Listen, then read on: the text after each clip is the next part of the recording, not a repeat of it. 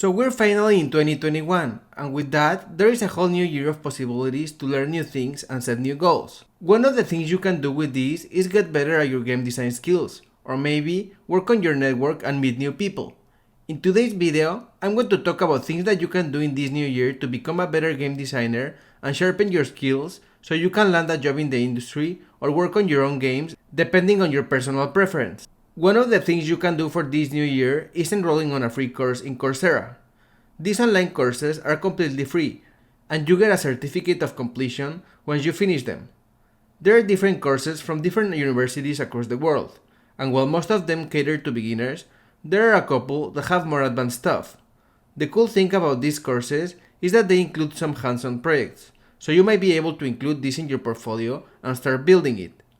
Of all these, I think the one from the California Institute of the Arts looks the most promising, especially since it includes different areas of game design, like world design and narrative development. Keep in mind that you have to finish these courses to actually learn something, and once you learn it, make sure to apply it. Otherwise, it's just wasted time. Also, note that all of the things you learn here are not going to be universal, since in game design, a lot of the rules can be broken. Don't worry, it's a good thing. The next thing you can do, and this is one of my favorite exercises, is taking your favorite game of all time and breaking it down in pieces to learn how it was made and why certain decisions were made.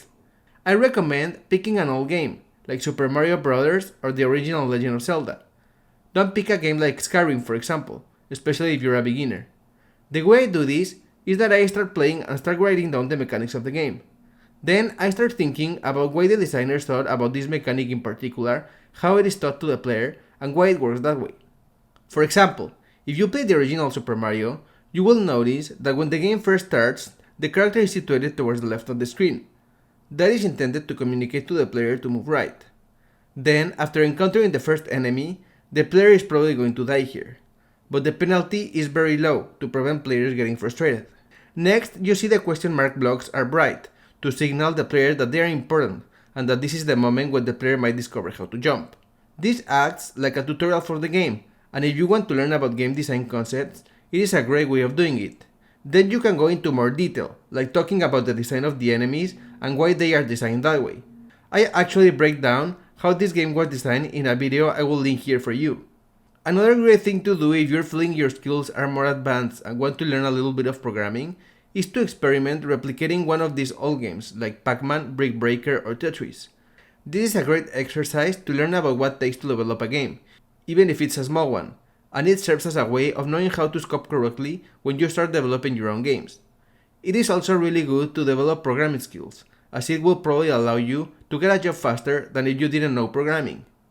And if you don't want to work in the industry and just want to create your indie game, it will serve that purpose as well. In order to do this, you can use a lot of different sites on the internet that teach you about programming and how to start using an engine such as Unity. I particularly like the Create with Code series in Unity. I will link the course down below.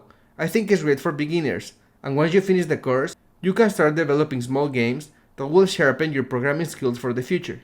The fourth thing you can do to improve your game design skills and experience is to do a prepared prototype of one of your games, or take one game and modify some mechanics or rules to make it yours. The game you choose here doesn't have to be a video game. It can also be a board game too. During my graduate degree at USC, I did this exercise with a board game called Up the River. In this game, you need to have boats reach the harbor and you need to move them by rolling the dice to decide how many spaces you need to move, whether a tide turns in your favor or against you. By changing some of these rules, the layout of the game, the objective, or the premise, you can end up with a whole different game, and this is a great way of learning how certain small changes or tweaks can actually change how a game is played quite significantly. When you're done with your game iteration, you can play test it with your friends and family and see how they like it and if they're having fun. This will also get you in the habit of always playtesting your work and making sure you are fulfilling a player's experience goal. The fifth thing that you can do is to make an effort to send at least 5 messages or connection requests on LinkedIn so you can work on your network. These messages don't have to be only to game designers. It can also be to artists, programmers, or whoever in the industry you want to connect with. Just make sure to be personal with each message you send, and so that it is not a copy-paste of the same message, just changing the name you are sending them to. Try to be human, and engage with people on a personal level. Maybe ask something that you don't know about their personal experience or career. Or maybe just say that you're interested in what they do and you would like to connect. But please, make sure to not ask for a job straight up. That can be annoying to some people and will probably not get you a lot of responses. I think the trick here is to be yourself and be authentic. Connect with people to learn more about them and their work. That way, you can build genuine connections that might be helpful later on when you are applying to a job somewhere. It is very different to ask someone for a job or a favor when you have had conversations with them and know each other a little bit, than to reach out to someone you are just talking to for the first time. So make sure you build those relationships. Don't be opportunistic. Imagine you're meeting people in person and figure out how you will greet them if you bumped into them on the street, but via a LinkedIn message. It's time for the bonus, and the bonus thing that you can do is to learn about some topic that you can apply to game design in some way. These things can be completely unrelated, but can then be applied to whatever you do in game design. For example, architecture. These concepts are really interesting, and you can apply what you learn about architecture in the levels you design for a game you're making. Another example is drawing. This skill can be helpful, especially when you're trying to communicate ideas to other people. Just make sure it is something cool that you enjoy and that lets you relax and have fun with life, because nobody wants to do something that they don't like or enjoy.